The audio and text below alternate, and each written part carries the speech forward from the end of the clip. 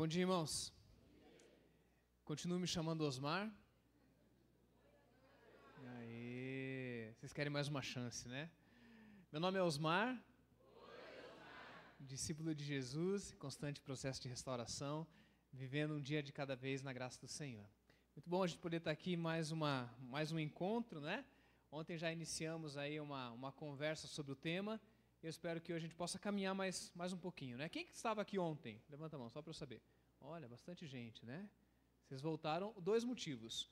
Ou foi bom, ou foi curto, né? Então, acho que eu passei um pouquinho do tempo ontem, né? Mas eu quero ver se hoje eu não vou estender demais. Meus irmãos, curto não tem jeito, né? Prega comprido mesmo. Dizem que conta-se uma história que um pai, num sábado à tarde, depois do almoço, queria descansar um pouquinho, ter um tempo de relaxar, mas ele tinha um filho novo ali, de seus 4, 5 anos, e o moleque não parava de brincar, não parava de fazer bagunça, e ele precisava descansar, ele precisava dormir naquele sábado à tarde. E ele teve uma ideia. Ele pegou o mapa mundi, mais ou menos de uma folha de A4, e repartiu ele em mais de 50 pedacinhos. Cortou mesmo ali com a mão. E falou: filho, vou te dar um desafio. Quero que você monte esse mapa mundi para mim. E a criança de 4, 5 anos pegou aquilo como um desafio, o pai se encostou no sofá, botou um travesseiro e falou: pronto, pelo menos nas próximas 2 ou 3 horas eu vou poder descansar tranquilo. Encostou ali, né, deixou a criança montando ali aquele quebra-cabeças, e depois de uns 10 minutos mais ou menos, o filho vem e apresenta aquele mapa mundi inteirinho montado. E o pai, que estava começando a dormir, levanta e fala assim: filho, eu sei que você é superdotado, você é um menino inteligente, mas me conta aí, como é que em 10 minutos você consegue montar todos esses países, nações aí, tão rapidamente? Eu pensei que eu ia ter pelo menos umas 2, 3 horas de descanso. E daí a criança virou para o papai e falou: papai, foi muito fácil. Você não percebeu, mas na folha que você me deu, de um lado tinha um mapa mundi, mas do outro lado tinha a figura de uma pessoa. E montar um mundo inteiro realmente ia ser muito difícil, mas montar uma pessoa não foi difícil. E ele montou rapidamente, ele só virou e entregou para o seu pai. Essa historinha me lembra de que eu tenho sim a ambição e a utopia de mudar o mundo. Eu acredito que Deus nos colocou nesse mundo também para ser sinal do reino dele, de fazer o bem e que a vontade dele seja feita na terra como é feita no céu. Amém, gente? Mas sabe como é que a gente muda o mundo? Uma pessoa de cada vez. Um de cada vez. E ontem eu tentei lhes falar de que o grande chamado para nossas famílias, e os pais em especial, é nos levantarmos como pessoas empoderadas na autoridade do Espírito Santo de Deus, para fazermos a diferença dentro da nossa casa. Não se preocupe tanto em mudar as leis do Congresso, a mudar a sociedade civil ou uma cultura, mas dê todo o seu foco e coloque toda a sua alma e o seu coração naqueles que moram e vivem com você, especialmente os seus filhos. Meu pai era fotógrafo, uma das profissões que eu aprendi com ele, inclusive eu consegui comprar meu primeiro móvel antes de casar, que era uma televisão. Com fotografia, meu pai me ensinou a ser fotógrafo. Essa foi a foto mais bonita que eu tirei do meu pai e do meu filho. Foi há uns 3 anos atrás. Meu pai estava com muita dor nas costas, já era o câncer de pâncreas dele. É o mesmo que matou o Marcelo Rezende, né? Parece que faleceu ontem. O mesmo, vem rápido, né? Ele achou que estava com dor nas costas. Então ele não conseguiu jogar meu filho para cima como ele sempre fazia comigo. Mas o que ele pôde fazer, ele fez. E eu peguei exatamente a foto na hora em que meu filho está quase entrando na água, o pezinho dele está lá no horizonte e meu pai está jogando. Gente, isso aqui eu devo mandar um dia para ganhar um prêmio com essa foto, porque eu gostei demais, tá bom? Maquininha, não foi máquina profissional nem nada, né? E isso sempre me lembra, então, do investimento do meu pai na vida do meu filho, do meu pai na minha vida e eu na vida do meu filho. Então, mudar uma pessoa de cada vez, mudar as pessoas que estão dentro do nosso lar. Ontem nós falamos como isso acontece. Acontece através do ensino, da instrução, do investimento. Foi lido mais uma vez aqui Deuteronômio 6, que nos lembra a importância de nós encucarmos na cabeça dos nossos filhos a palavra do Senhor. eu estava essa semana vendo a história da Escola Bíblica Dominical, porque eu gostei muito do modelo em que vocês vivem aqui, que é um tipo de ensino bíblico bem aplicado, mas a Escola Bíblica Dominical nasceu na Inglaterra, quando na Revolução Industrial, os filhos das pessoas que iam trabalhar precisavam então ter um cuidado, e precisavam ser alfabetizadas. Então elas tinham uma escola, onde elas eram alfabetizadas, e o livro com o qual elas eram alfabetizadas era a Bíblia. Então é assim que nasce a Escola Bíblica Dominical, num projeto social que tem como ensino a linguagem e a linguagem bíblica. E sabe o que me ocorreu? Como a gente tem ministério de surdos na igreja, que alguns surdos, ou na verdade os surdos, eles aprendem primeiro Libras, e depois eles aprendem o português. Português é assim em Libras, viu gente? Todo mundo faz assim, ó. Isso aqui é português, tá? A língua portuguesa. E eu tenho um pastor de surdos lá, que primeiro aprendeu Libras, para depois aprender português. Ele fala muito melhor Libras do que português. Por quê? Porque é a língua original, ele foi alfabetizado nisso. E eu entendo que o ensino bíblico também, a nossa primeira língua deveria ser a Bíblia. Nós deveríamos ser alfabetizados na palavra de Deus, para depois lermos todas as outras ciências, lermos o mundo a partir da palavra de Deus. Então a gente inculcar, a gente colocar valores. Ontem eu falei de estarmos estabelecendo coisas concretas, como amarrar um tênis, como jogar um FIFA, como tomar um sorvete, como trocar de roupa, essas coisas concretas que restauram a autoridade para que a gente possa então ensinar através de tempo de qualidade, através de uma boa comunicação, e terminamos falando da graça, de não sermos exemplos da perfeição, mas exemplos da graça de Deus, para que a gente não jogue nos nossos filhos aquela culpa de dizer meu lar é um lar hipócrita. Não, meu lar é um lar sério, que tem problema como qualquer outro, mas lá o evangelho é de verdade. E hoje eu queria falar da quarta maneira, e eu dediquei a manhã toda hoje para falar dela, que é a disciplina. Vou convidar você a abrir no livro de Provérbios, capítulo 3, versículo 24. Se puder passar para mim lá. Provérbios 13, 24. E nós vamos hoje falar de disciplina, como uma das maneiras de você instruir, uma das maneiras de você educar, uma das maneiras de você ensinar, de você mudar uma vida de cada vez. Disciplina. Provérbios 13, 24. O sábio continua nos ensinando que quem se nega a castigar o seu filho não o ama. Quem o ama não hesita em discipliná-lo. A palavra castigar e disciplinar, na palavra de Deus, elas funcionam como complementares e sinônimos na sua grande maioria dos contextos. Não fique preocupado em usar a palavra castigo ou disciplina se o contexto for educação, se o contexto for instrução. Vamos orar mais uma vez? Pai, toda honra, toda glória, o Senhor é nosso auxílio e fortaleza, socorro bem presente na hora da angústia. Obrigado porque o Senhor nos lembra disso, e dentro da missão de sermos pais, precisamos dessa certeza que o Senhor é por nós. O Senhor está conosco nesse negócio. Quando a gente se levanta como autoridade em casa, o Senhor se levanta com a gente, o Senhor vai na frente.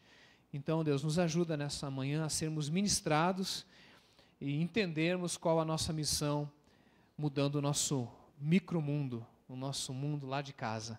Que assim seja, em nome de Jesus. Amém. Eu queria fazer uma sugestão que eu esqueci ontem, mas vou fazer agora. Você escrever num papelzinho, pelo menos uma decisão concreta que você pretende mudar na sua vida a partir dessa reflexão desse final de semana. Uma decisão, 2 decisões, 3 decisões. Não faz 10 decisões não, que você não vai fazer. Tá joia? Não quero aquele tanto que você anotou aí não. Isso aí serve para você lembrar. Congresso é bom não por aquilo que você aprende, porque para isso serve a igreja ensina aí toda semana. Congresso é bom para você tomar decisões que mudam a vida. Às vezes, uma decisão que você tomou no congresso, uma decisão, já valeu. Uma só. Ah, eu aprendi uma piada nova, aprendi um conceito novo, aprendi um versículo novo. Legal, você não decidiu nada, não serviu para nada. Se você tomar uma boa decisão, eu queria que você escrevesse. Por quê? Porque quem sabe à noite, vamos ver se a gente consegue trabalhar com essas frases que venham para a gente jogar aqui de decisões legais. Por exemplo, eu decido passar menos tempo no Facebook. Ah, meu filho tem que passar menos. Não, eu tenho que passar menos. Senão, como é que eu vou falar isso para o meu filho? eu quero passar mais tempo de qualidade, eu decido aprender a jogar futebol com o meu filho, eu decido aprender a comprar roupa com a minha filha, eu preciso aprender a conhecer os amigos dos meus filhos. Alguma decisão, pelo menos uma boa decisão que você vai querer aplicar nessa semana, porque também se você não aplicar logo, passa, tá joia? Combinado? Podemos fazer isso? Tá bom? Pensa aí numa decisão, já tomou, já escreve, se à tarde você lembrar de outra, você traz à noite para a gente trabalhar isso aí, uma ideia meio doida que me deu, tá bom? Ok, os filhos precisam então de disciplina, e a gente vai trabalhar um pouquinho esse tema disciplina em cima de outros textos da palavra. E o que é disciplina primeiro? Às vezes as pessoas linkam disciplina com a palavra punição, e de fato, ser disciplinado não é algo prontamente agradável. Quem gosta de ser disciplinado no primeiro momento não é verdadeiro. A gente não gosta de ser disciplinado. A gente gosta de ser acolhido, né? Mas quando vem alguém que nos disciplina, isso nos incomoda. Muito porque a gente entende disciplina como punição. E punição faz parte da disciplina, mas não é sinônimo. Tá bom? Disciplina é algo muito maior. O que é disciplina? O que é disciplinar? Disciplinar é colocar de volta na rotina, é trazer de volta a rotina. Você faz uma rota, o seu filho sai da rota, sai da rotina, você coloca ele na rotina de novo. Ele vai para a esquerda, você põe ele para a direita de novo. Quantas vezes for necessário. Uma coisa linda dos nossos filhos é que eles são preparados para a sua autonomia e para a sua emancipação. Torço muito para que o meu filho, o mais breve possível, possa ser emancipado de mim, possa ter as suas próprias decisões, possa escolher com quem ele vai casar. Eu espero que ele não fique até seus 40 anos lá em casa, arrastando chinelo, dizendo assim, eu quero casar um dia, pai. Não, cara, vamos lá, né? Quero que conheça mesmo. É claro que eu fico morrendo de medo com o Instagram dele, ele manda uns coraçõezinhos lá para umas meninas, eu falo, Senhor da misericórdia, né? Quando mandarem coraçãozinho para minha filha, eu vou ficar brabo, normal, né? Então, mas eu fico feliz porque é um grito de independência, um grito de autonomia, de emancipação.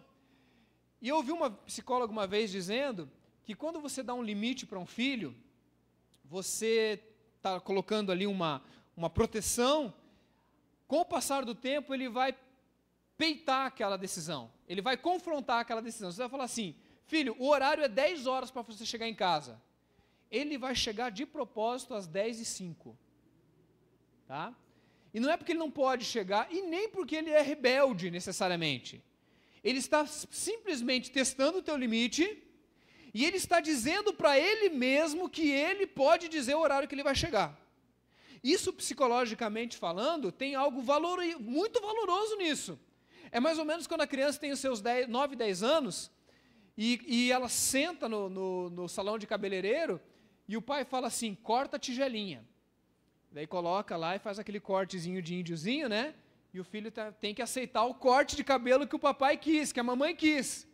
Chega uma idade que o filho fala assim, eu quero cortar o cabelo igual ao do Neymar. Daí você senta e chora, né? Porque...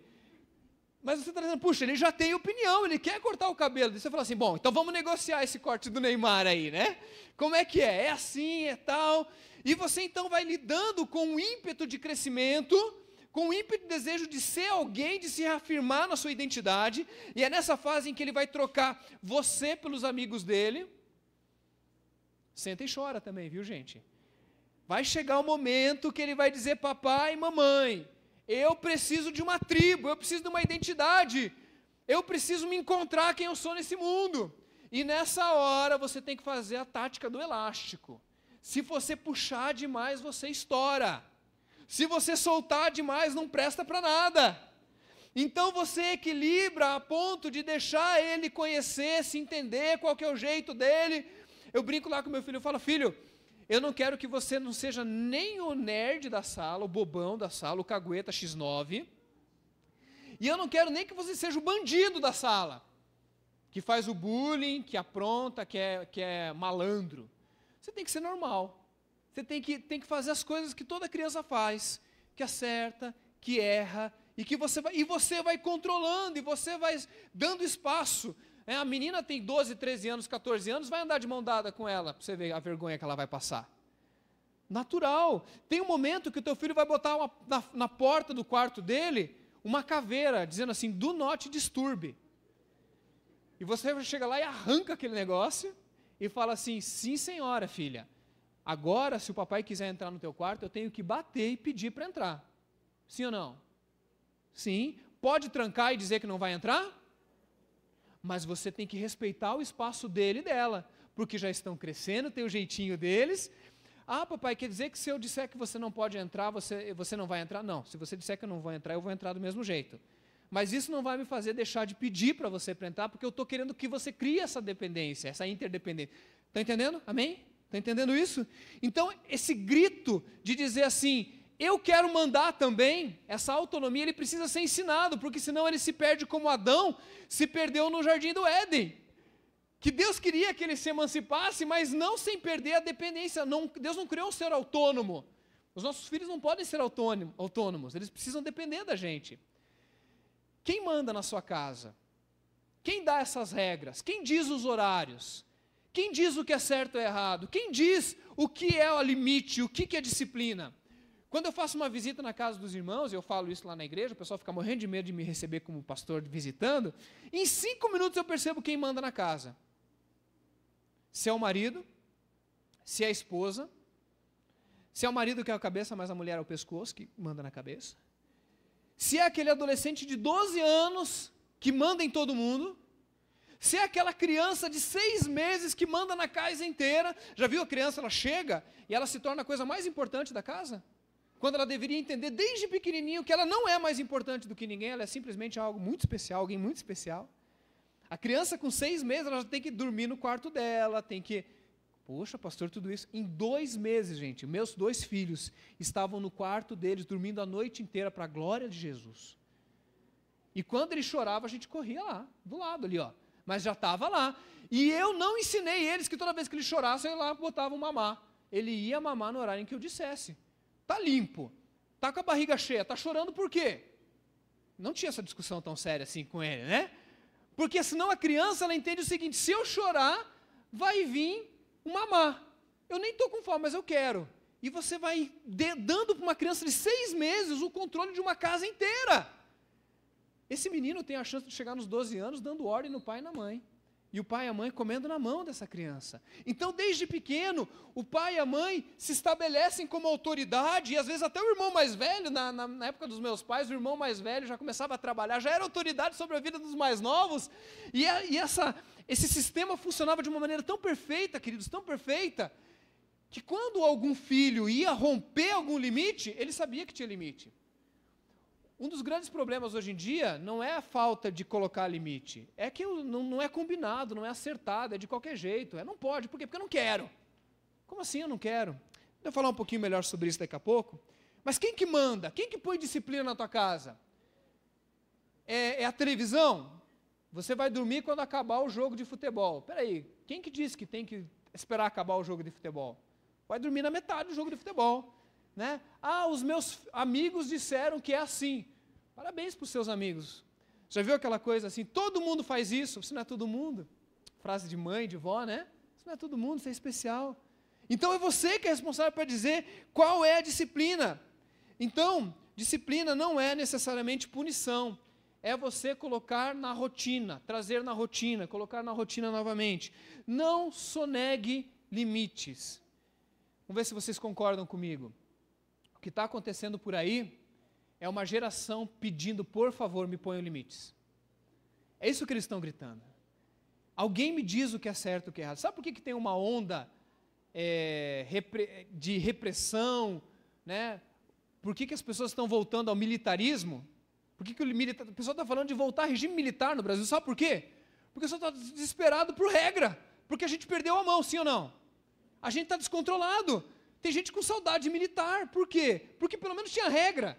Né? Pelo menos tinha regra. Não era bom, claro. Ditadura não é algo bom. Mas é regra, é limite. Tem gente pedindo, por favor, me põe papai, me diga o que é para fazer. Nem que seja para dizer, eu não quero fazer, papai, mas pelo menos você me disse. Gente, que coisa maravilhosa quando meu filho rompe uma regra minha.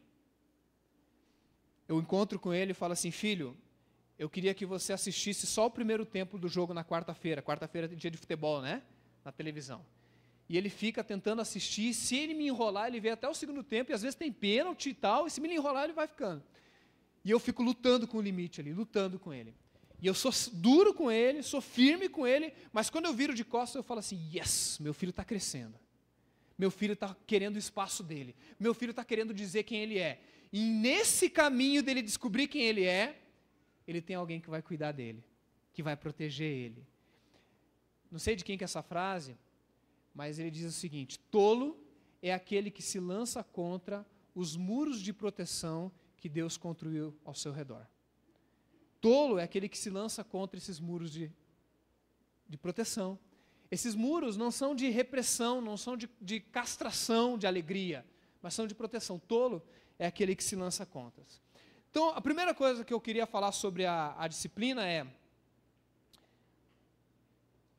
primeira coisa é, tenha uma rotina definida. Estabeleça rotinas dentro da sua casa. Essa é uma boa decisão que você pode tomar nesse congresso. Qual é a rotina da minha casa? O que nós fazemos na segunda-feira? O que nós fazemos na terça-feira? Quarta-feira é nosso dia do quê? Quinta-feira é o dia do quê? Ah, pastor, lá a gente optou pela espontaneidade. Espontaneidade tem seu espaço. Quem que é casado aí? Levanta a mão. Casado. Tá bom. Namorar é bom, né? Com a esposa, não é não? Vocês estão entendendo o que eu estou falando? Intimidade, né? Aquela noite romântica. Daí, coloca isso apenas como espontaneidade depois que você tem 2 filhos. Quando der, deu. Não acontece nunca. Não acontece nunca, porque a vida engole a gente. Até nas coisas mais românticas e mais lúdicas. Quinta-feira é o dia da alegria. E quinta-feira vocês vão para a casa da vovó e do vovô, porque aqui em casa é nós. Nós é corintiano, né? Corinthians, né? Eu aprendi num curso de criando filhos, de quando você chega em casa, o marido chega em casa, a primeira pessoa que ele beija é a esposa. Primeira pessoa. Depois ele beija os filhos. Ô, pastor, que xiita. Não, isso é rotina. Isso é hábito. Isso é você colocando na cabeça. Teve uma senhora que eu conversei ontem sobre isso, que você vai colocando dentro da cabeça do filho, neurologicamente, uma rota, um cabelo falando assim, papai e mamãe vêm na frente da gente. E isso é claro para eles. Quando a gente está conversando e vem a criança conversar, fala assim, papai, posso falar agora? Ele não vem interrompendo, porque ele não é mais importante do que a gente. Sabe qual é o maior presente que você pode dar para os seus filhos? Um bom casamento com a sua esposa, com o seu esposo. Então, deixe ele aprender que vocês todo dia chegam primeiro, dá um beijo na mamãe e no papai. Dá beijinho de 15 segundos. Porque depois que a gente casa, depois de um tempo, é só selinho, né? Aquele beijinho sequinho. Chega lá, dá um beijo. A mulher vai falar assim, meu Deus, que é isso? É Pentecostes esse negócio aqui? Não, pode continuar. A mulher fala assim, o quê? É? E os filhos estão lá só olhando. 15 minutos de sofá. Todo dia eu vou sentar 15 minutos, vou passar tempo com a minha esposa. Pastor, você não veio falar sobre educação de filhos? Estou falando de educação de filhos a partir do relacionamento que você tem com a tua esposa, com o teu esposo. Teus filhos estão olhando lá assim, ó. Papai cuida da mamãe, papai namora com a mamãe. Olha só a mamãe como cuida do papai. Eles não ficam só brigando. Quando eles brigam, eles pedem perdão. E eles estão lá olhando e aprendendo. Então, tenham uma rotina. Tenham hábitos saudáveis, coisas que vocês fazem automaticamente. Na época do meu avô, chegava em casa e falava, bênção, pai. Deus te abençoe, meu filho. Não precisa fazer dessa maneira, mas tenha coisas que substituam esses valores. Hábitos saudáveis. A Bíblia é cheia do Velho Testamento especialmente, de uma criação de um povo, de dizendo, olha, eu sou aquele que cuida, e as leis elas vêm para proteger, para poder criar uma identidade do povo, que seria o ventre do Messias, seria o ventre de Jesus. Mas antes de ser o ventre de Jesus, tinha que ter uma nação. E é regra, é Levíticos, é Deuteronômio, é Números, é Decálogo, é Pentateuco, para dizer, eu sou assim, andem por aqui. Todo sábado era dia de ir na sinagoga, ou no tabernáculo. Sentava na mesa, até hoje, na Páscoa, o filho mais velho conta toda a história da Páscoa, do Egito, numa mesa judaica. Hábitos. Meus irmãos, domingo é dia a dia aonde, queridos? Crente, domingo vai aonde? Pastor, não é questão de ser old school, não. Não é questão de ser legalista, não. A questão é que nós temos 2000 anos de igreja atrás da gente, que começaram a se reunir nas catacumbas, fugindo da perseguição, no primeiro dia da semana. Então, olha só, primeiro dia da semana, Jesus ressuscitou e nós estamos aqui em cima de uma catacumba, de um mártir, dizendo que Jesus, inclusive aquelas catacumbas, depois construíram catedrais em cima e virou catedral disso, catedral daquilo, mas antes era catacumba mesmo. Uma vez por semana o povo de Deus se reúne no primeiro dia da semana para dizer: Jesus ressuscitou, Ele é o Senhor. E daí chega no domingo, você troca qualquer coisa do domingo por corrida de Fórmula 1. E olha, pessoal, vocês não conviveram na época do Senna. Ou alguns conviveram, como era duro matar e ir para a igreja na época do Senna, gente. E ele... Agora está mais fácil. Mas, irmãos, chove, o pessoal não vem. Estava conversando com o pastor hoje de manhã. Quando o membro da igreja realmente mata a igreja para passar um tempo de qualidade com a família, porque está precisando. Gente, a gente abençoa, a gente não tem esse lado legalista, né, pastor? Não é isso que a gente quer fazer. O problema é que o pessoal mata a igreja para poder ficar lá assim, zapeando. Estou cansado. E o filho lá na telinha, o outro na telinha. Não tem nada de tempo de qualidade, não. Então, igreja e família, meus irmãos, é uma coisa que a gente tem que amalgamar.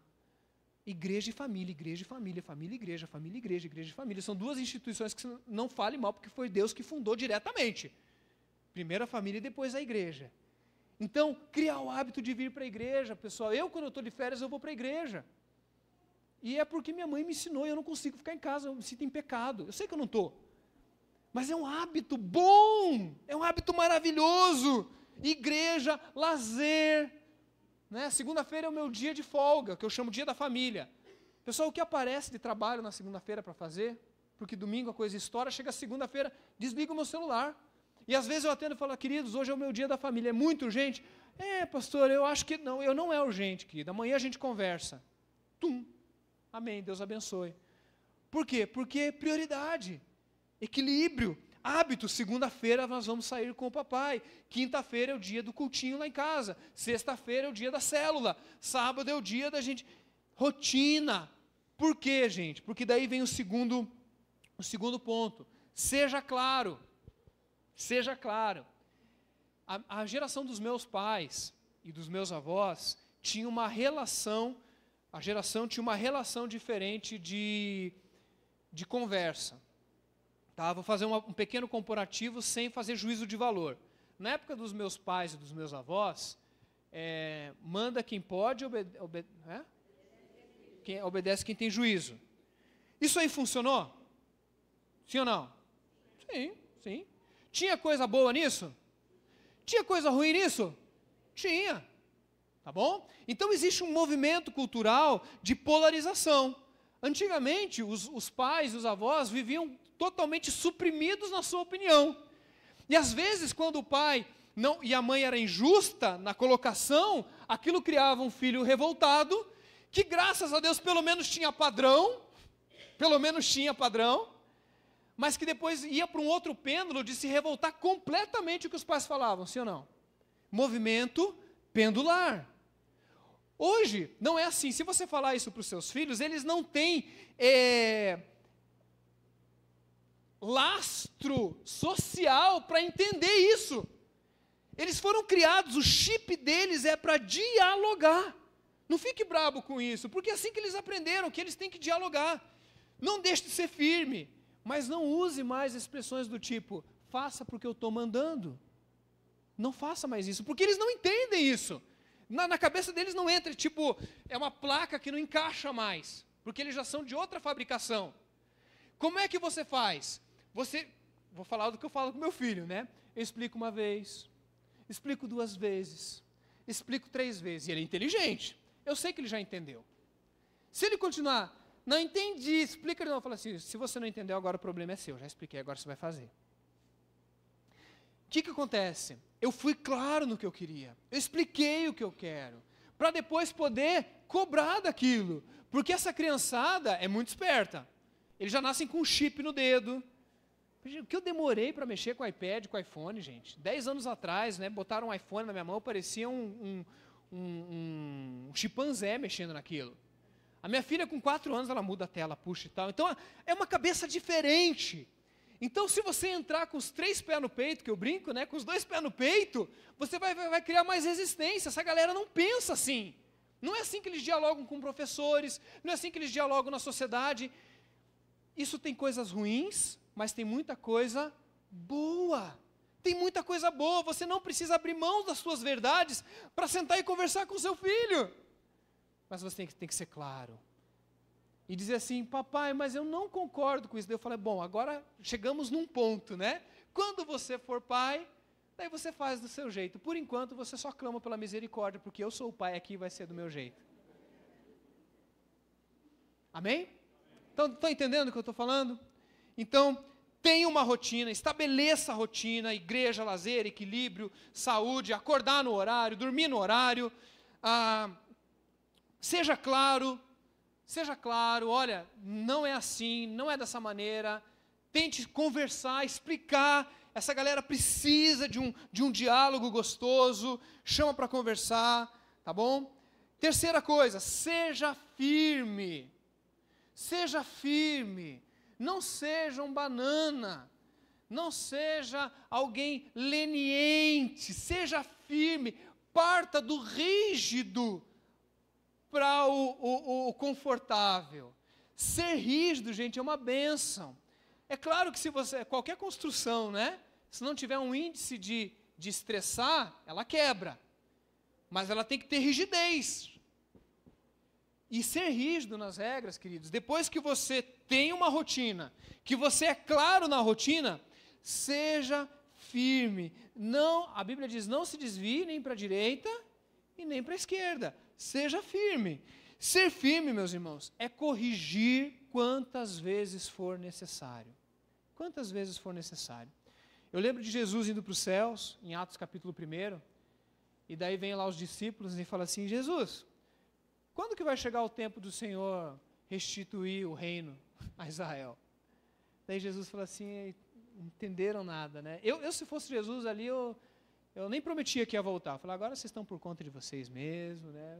Cansei de vocês. Não, eu vou mandar o Espírito Santo porque eu vou continuar a ensinar vocês, porque uma hora vai entrar na cabeça de vocês esse negócio. Então, corrigir, pessoal, não é uma coisa que você faz uma vez. Já falei para você semana passada, já falei para você hoje. Gente, correção de filho é que nem unha. Tem que fazer porque cresce de novo. Os maus hábitos vão entrando e você tem que cortar. Eu escutei isso do pastor Darcy Zborowski, e eu escutei isso ainda quando eu não tinha filho, e depois eu passei a mesma coisa. Que as pessoas olham para os nossos filhos, né, principalmente fora de casa. Em casa eles são mais traquinas, mas fora de casa eles são muito educadinhos, né, graças a Deus. E o pessoal fala assim, puxa pastor, você teve uma sorte com esses teus filhos, hein? Você deu sorte. E daí eu fico pensando assim, você não sabe o trabalho que deu, que dá e que vai dar. E eu escutei isso do Darcy, e eu passei as mesmas coisas. Do dia do lazer, o dia do lazer é ir para o shopping. Curitibano ama shopping, pessoal, não compra nada, mas fica lá olhando, né? Ai, como eu queria ter, né? E daí você vai lá, vai passear no shopping, e o filho escolhe aquele dia para te testar, porque ele sabe que é o momento em que você tem de lazer, então ele tenta se aproveitar para você não estragar o dia dele de lazer, para ele poder ficar brigando, ficar testando você. Amém? Estão entendendo o que eu estou falando? Estamos juntos? Daí ele fica testando você. E sabe o que você faz? Você corrige. Quem que vai cansar primeiro, você ou ele? Tem gente que foi mais sincera, que eu canso antes, pastor. Chega uma hora que ele vai tanto, que vai ter jeito mesmo. Você já pensou se Jesus fizesse isso com a gente, pessoal? Sabe de uma coisa? Vai do teu jeito mesmo, né? Jesus não se cansa. Ele não se cansa da gente, ele não desiste da gente.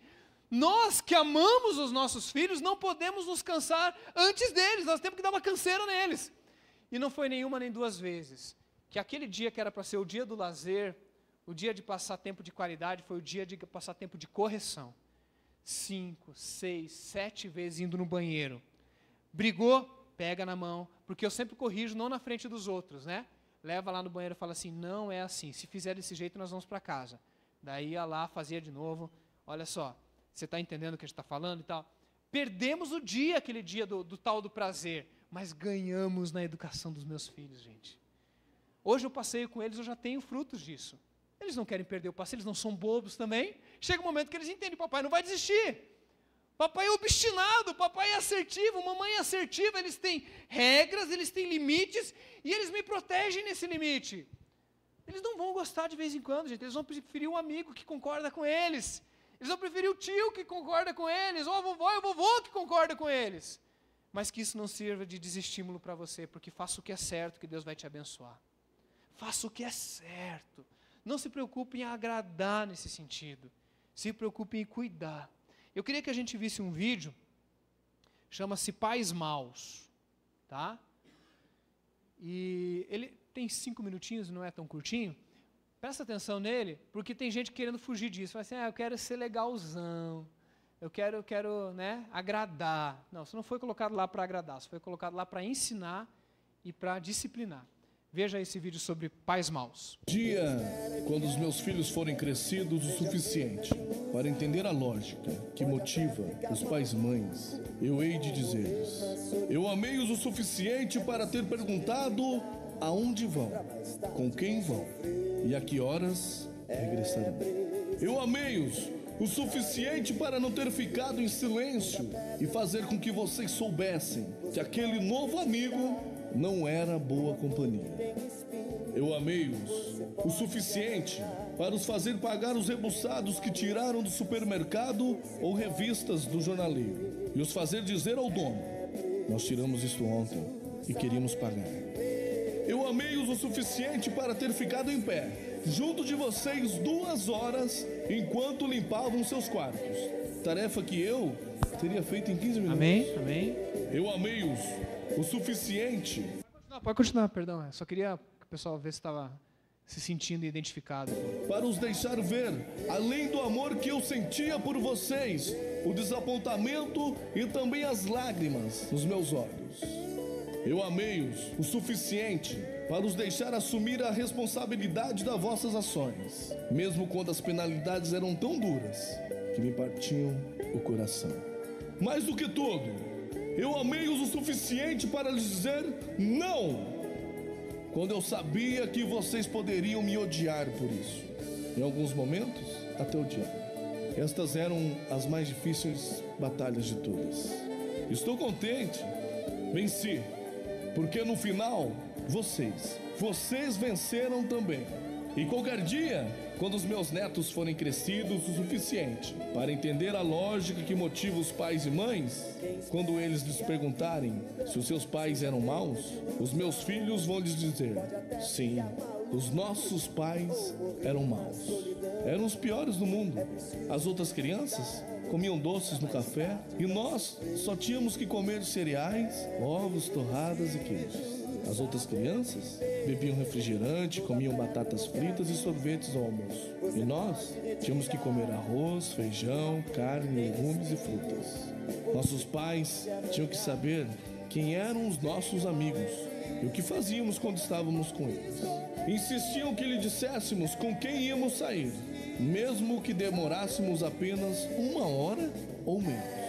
Nossos pais insistiam sempre conosco para que lhe disséssemos sempre a verdade e apenas a verdade. E quando éramos adolescentes, eles conseguiam até ler os nossos pensamentos. A nossa vida era mesmo muito chata. Nossos pais não deixavam os nossos amigos tocarem a buzina para que saíssemos. Tinham que subir, bater a porta para que os nossos pais os conhecessem. Enquanto todos podiam voltar tarde da noite com 12 anos, tivemos que esperar pelo menos 16 para chegar um pouco mais tarde.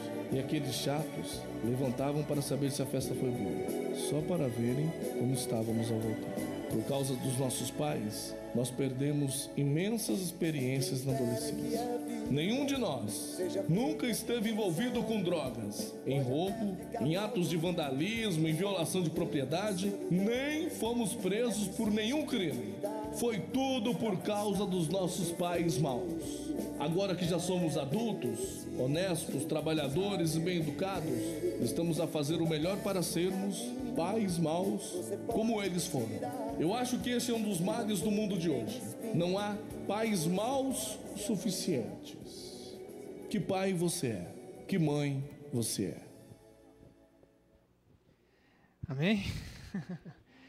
Rapaz, o teclado pode me ajudar lá? Queria falar a última coisa, a questão com punição, tá bom? Disciplina punitiva. A Bíblia nos ensina a punir. Eu não vou entrar no mérito da questão da vara aqui, ok? Acho que não é o lugar para a gente fazer um diálogo nesse assunto. Mas tem um conceito por trás da vara que é muito simples da gente falar aqui, que chama-se correção através da punição. A saber, até a vara no Velho Testamento era tratada de uma maneira muito diferente do que o pessoal pensa hoje, como se a vara fosse um instrumento de reação. Então, como você está brabo e perdeu a paciência e o teu filho ganhou de você na paciência, então você usa a vara para dar um cala-boca. E nunca foi esse o ensino. O ensino da vara era aquele pedacinho de árvore que estava lá no meio do mato. Você tinha que ir lá buscar, tirar a verdinha. Nesse meio tempo, a criança já te chorava, você já chorava, às vezes nem usava a vara. Porque, na verdade, a questão não é a punição física, que não está em discussão aqui, mas é a limitação do outro sentir que ele perdeu algo, que ele sofreu algo. E isso é um conceito bíblico inegável e tranquilo da gente falar. Mas quando a gente fala de punição, a gente tem que pensar em algumas coisas. Primeiro, a punição tem que ser proporcional. Às vezes a gente está tão irritado e a gente lidou de uma maneira tão irresponsável que o menino derramou uma jarra no café da manhã. Em vez de você dar a punição de fazê-lo limpar e de pedir desculpa, você tira um mês ele do videogame. Na cabeça da criança, ela vai pensar assim: eu estou morando num quartel, eu estou morando numa antessala do Sheol. Porque isso aqui não é um ambiente de graça e de perdão. Você está criando no teu filho uma raiva, porque é desproporcional. Você tem que punir? Amém. Mas puna proporcionalmente. Por quê? Porque as jarras caem no café da manhã, sim ou não? Você pode transformar aquela jarra num momento de alegria, de você passar o dia inteiro dando risada. Dá a punição, limpa, toma cuidado. Você está vendo que você estava conversando, mexendo no celular? Não vai usar o celular na hora que vai. Punição proporcional. Agora, o filho foi lá e pegou e não devolveu alguma coisa que tinha que devolver. Opa, agora a punição já é diferente, já não é só pedir desculpa, tem que restituir. Tem que publicamente restituir. Fez o mal contra alguém ou se tornou uma rebeldia mais pesada contra você, vai tirando. E olha, a última vez que eu usei a chinela com meu filho, já faz um bom tempo, eu percebi como não era mais o que eu tinha que fazer com ele. Isso eu estou falando de mim, tá bom, gente? Porque ele chegou no quarto, ele abaixou as duas pernas assim, eu falei: filho, bati muito forte. Eu sabia que eu não tinha batido forte, né? Mas eu dei um migué para ver o que ele ia falar, né? Ele falou: não, papai, nem doeu. Eu falei: não, então vou bater mais forte. Não, nem doeu. Eu falei: mas o que aconteceu? Ele falou assim: eu estou com vergonha. Eu estou com vergonha porque eu não tenho mais idade para apanhar. Falei: então, daí eu pensei, nunca mais eu bato, não precisa mais, não precisa mais. Nem sei se talvez um dia precisou, mas eu sei que Deus usou isso, com graça, com amor, e Deus sabe por que eu fiz essas coisas. A minha mãe, quando me batia, ela chorava mais do que eu, e eu nunca fiquei bravo por causa da minha mãe me bater, nunca.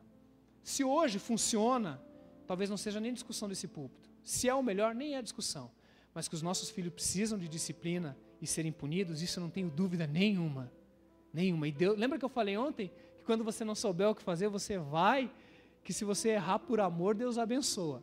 Acho que é Agostinho que falava isso. Ame, depois faça qualquer coisa. Primeiro ame, depois faça qualquer coisa. Punição, proporcional, assertiva, é ação, nunca por reação. Não bata por raiva. Não tire algo da criança por raiva. Meu avô fazia assim com meu pai. Amanhã você vai levar 5 bolos. Eu chamava bolo, né? Passava lá aquele negócio de bater, né? Palmatória. Pastor no interior da Bahia, pessoal. Normal, né? Ficava um dia pensando naquilo. Daí ia lá, tinha que lembrar. Se você não lembrar, você vai levar 10. Era assim que acontecia. Não sei se foi certo, se foi errado. O que eu sei é que era assertivo. Eu sei que era uma coisa direcionada. Eu vou cuidar de você, eu não vou te bater na raiva. Eu não vou te disciplinar na raiva, perdão, tá? Terceiro, objetivo. Você está entendendo por que você está sendo disciplinado? Você está entendendo o que foi que você fez? É, porque você me pegou fazendo. Não. Se eu te peguei fazendo é remorso. Quer dizer que você da próxima vez vai ser mais esperto para eu não te pegar, né? Não, você está sendo punido porque você fez isso. Você está entendendo? Estou entendendo. Então tá bom, agora sim. Por quê? Para quê? O que você está sofrendo? E por último, são as punições realmente daquelas que você vai cogitar algum sofrimento. E eu gosto muito dessa frase, gente. Eu prefiro causar sofrimento na vida dos meus filhos, porque esse sofrimento ele vai gerar crescimento e maturidade, do que deixar que ele fique na mão de gente aí fora que vai fazer sofrer por maldade, não por amor. E eu quero ser um pai mau na vida dos meus filhos, nesse sentido que a gente viu hoje, de discipliná-lo como instrumento do Senhor na vida dos meus filhos. Você quer ser um pai mau, uma mãe má? Ah, pastor, não use esse termo que está muito feio. Tá bom, muda o termo. Fica tranquilo, pode usar outro. Mas você quer ser instrumento de disciplina na vida dos teus filhos? Queria orar por três tipos agora. Primeiro, aqueles que ainda não são pais, que querem ser, mas que hoje querem entender a viver isso. Segundo, aqueles que já são pais e que estão precisando da graça de Jesus.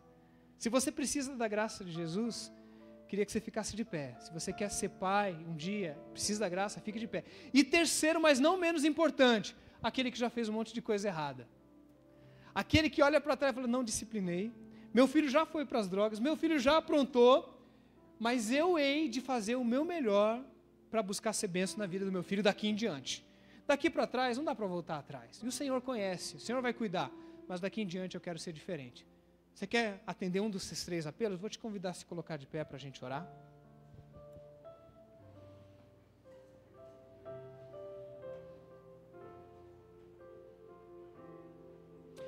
Como é feliz o homem a quem Deus corrige. Portanto, não despreze a disciplina do Todo-Poderoso, disse Jó, no seu capítulo 5, versículo 17. O sábio também diz em Provérbios 3:11, meu filho, não despreze a disciplina do Senhor, nem se magoe com a sua repreensão. Pai, muito obrigado porque o Senhor nos ama, Deus. Muito obrigado porque o Senhor nos amou com amor perfeito, nos ama com amor perfeito. E muito obrigado porque o Senhor diz que o Senhor corrige a quem ama. E obrigado pelas correções que recebemos do Senhor. Alguns momentos dói, Deus, a gente nem gosta, a gente gostaria de nem passar por essa provação, mas o Senhor que nos ama eternamente tem permitido que a gente passe por algumas dificuldades, que a gente pode chamar de castigo ou de disciplina, mas muito obrigado porque o Senhor não sonega a disciplina nas nossas vidas. Isso é sinal de amor. E com esse mesmo amor da cruz e de Jesus, nós queremos exercer na vida daqueles que estão sob a nossa tutela. Que lá em casa, quem mande seja o Senhor Jesus. E que o Senhor use a nós, pais, como autoridades de comandar a nossa casa. Com comunicação, com qualidade de tempo, seja como for. Mas hoje, como aprendemos, como autoridade na disciplina. Colocando linhas, colocando caminhos. Deus nos ensina, Pai, a dizer o que é certo e o que é errado, sem medo da reação, porque nós somos empoderados pelo Senhor. E ainda que os nossos conceitos ainda sejam errados, humanos, e ainda precisem crescer, que seja feito em amor, porque se for feito em amor, o Senhor vai nos ajudar, Deus. Às vezes até uma decisão errada que a gente tomou, algo que a gente vai ter que se arrepender diante dos nossos filhos, mas que a gente não negue a disciplina, não negue a orientação, e que se um dia a gente errar, que seja por excesso e nunca por omissão, Deus. Nunca por omissão. Retira de nós toda preguiça de corrigir, de se deixar vencer por uma criança, de se deixar vencer por um adolescente mimado, mas que eles aprendam com a gente a serem homens e mulheres resilientes à vida, que vão viver disciplinas duras dentro de casa para encarar uma vida dura lá fora, e serão adultos firmes, fortes, porque receberam dentro de casa um ensino forte e firme, duro. E não vamos criar filhos moles para essa sociedade, mas gente que trabalha, gente que estuda, que acorda cedo, que tem disciplina, que tem hábito, que serve ao Senhor, que vai na igreja. Ah, Deus, ministra isso em nós e a partir de nós. Deus, que os nossos filhos sejam beneficiários de decisões que estamos tomando nesse final de semana, Pai. Talvez nós não recebemos isso no nosso lar. Talvez a nossa mente ainda seja uma mente onde nós não tínhamos voz, temos dificuldade em sermos voz na frente dos nossos filhos, porque recebemos uma dureza muito forte na vida dos nossos pais. Por isso nos dá equilíbrio, Senhor, que a gente fuja dos polos. Talvez nós não recebemos um cuidado e fomos tratados de maneira muito displicente pelos nossos pais, e agora queremos ser duros demais. Dá-nos, ó Deus, o equilíbrio na vida dos nossos filhos. Mas, Pai, a minha maior oração, como eu vou falar hoje à noite, é que os filhos dos nossos filhos já tenham uma direção diferente, Pai. Porque os nossos filhos já receberão coisas que eu não recebi, que eu não tive a oportunidade, porque eu não tive um congresso como esse. Mas os meus filhos já puderam ter, já puderam receber de um pai que teve. E os filhos dos nossos filhos e as gerações a seguir serão abençoadas para a tua honra e glória. Em nome de Jesus, amém. Amém. Pode se assentar, que Deus abençoe. Amém, irmãos. Louvado seja o nome de Jesus, amém? Irmãos,